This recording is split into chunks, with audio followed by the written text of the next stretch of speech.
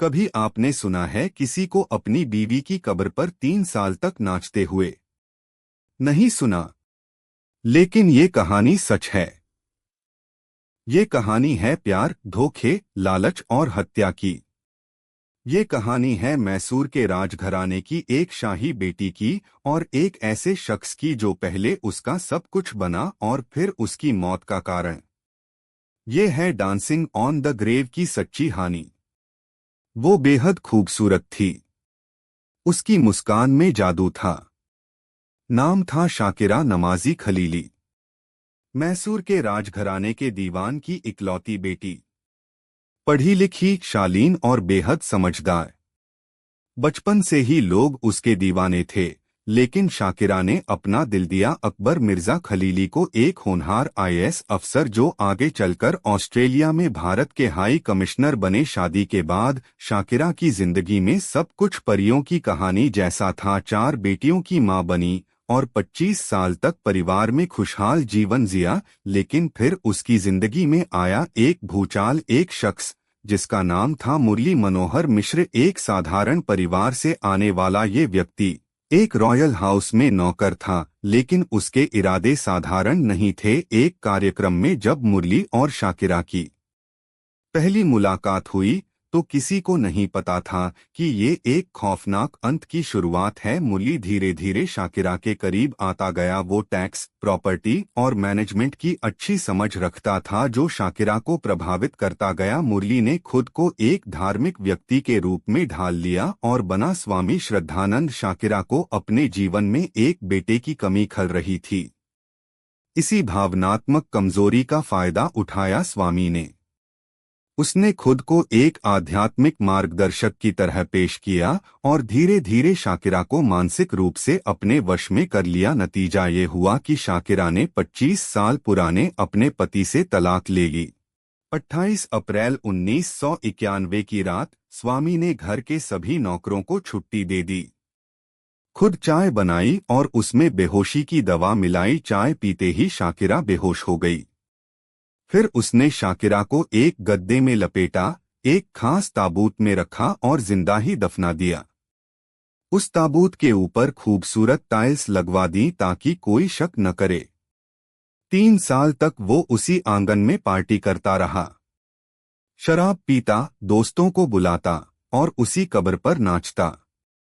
जब पुलिस ने ताबूत को निकाला तो अंदर का मंजर रूह कंपा देने वाला था। ताबूत के अंदर शाकिरा के नाखूनों के निशान थे। इससे साफ था कि होश में आने के बाद उसने बाहर निकलने की बहुत कोशिश की थी। अंगूठी और चूड़ियों से शव की पहचान हुई। वो वाकई शाकिरा ही थी। इस क्रूर सच्चाई के बाहर आने के बाद पूरा देश दहल गया। केस सुप्रीम कोर्ट तक पहुंचा। स्वामी श्रद्धानंद को उम्र कैद की सजा सुनाई गई। पहले उसे फांसी की सजा हुई थी, लेकिन बाद में उसे उम्र कैद में बदल दिया गया। अब वो कर्नाटक के बेलगाम जेल में बंद है। एक ऐसी जिंदगी जी रहा है जिसकी नींव उसने खून और धोखे से रखी। कहते हैं मोहब्बत अंधी होती है, लेकिन जब मोहब्बत में धोखा, लालच और जुनून मिल जाए तो वो मौत बन जाती है। शाकिरा खलीली की कहानी हमें सिखाती है कि रिश्तों की बुनियाद भरोसे पर होती है, और जब ये भरोसा टूटे तो जिंदगी भी टूट सकती है। आपको क्या लगता है, क्या शाकिरा को अंदाजा था कि जिसे वो अपना सब कुछ मान बैठी वही उसकी कब्र खो देगा? हमें कमेंट्स में बताएं और इस वीडियो को लाइक व शेयर जरूर करें। ऐसी और कहानियों के लिए चैनल को सब्सक्राइब करना न भूलें।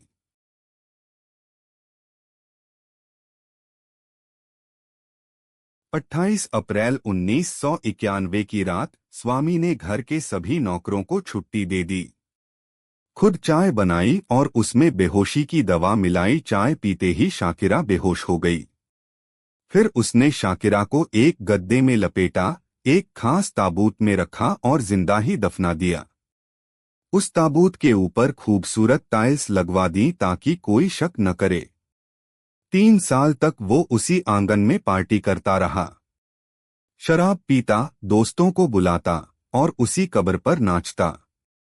जब पुलिस ने ताबूत को निकाला तो अंदर का मंजर रूह कंपा देने वाला था। ताबूत के अंदर शाकिरा के नाखूनों के निशान थे। इससे साफ था कि होश में आने के बाद उसने बाहर निकलने की बहुत कोशिश की थी। अंगूठी और चूड़ियों से शव की पहचान हुई, वो वाकई शाकिरा ही थी। इस क्रूर सच्चाई के बाहर आने के बाद पूरा देश दहल गया। केस सुप्रीम कोर्ट तक पहुंचा। स्वामी श्रद्धानंद को उम्र कैद की सजा सुनाई गई। पहले उसे फांसी की सजा हुई थी, लेकिन बाद में उसे उम्र कैद में बदल दिया गया। अब वो कर्नाटक के बेलगाम जेल में बंद है, एक ऐसी जिंदगी जी रहा है जिसकी नींव उसने खून और धोखे से रखी। कहते हैं मोहब्बत अंधी होती है, लेकिन जब मोहब्बत में धोखा, लालच और जुनून मिल जाए तो वो मौत बन जाती है। शाकिरा खलीली की कहानी हमें सिखाती है कि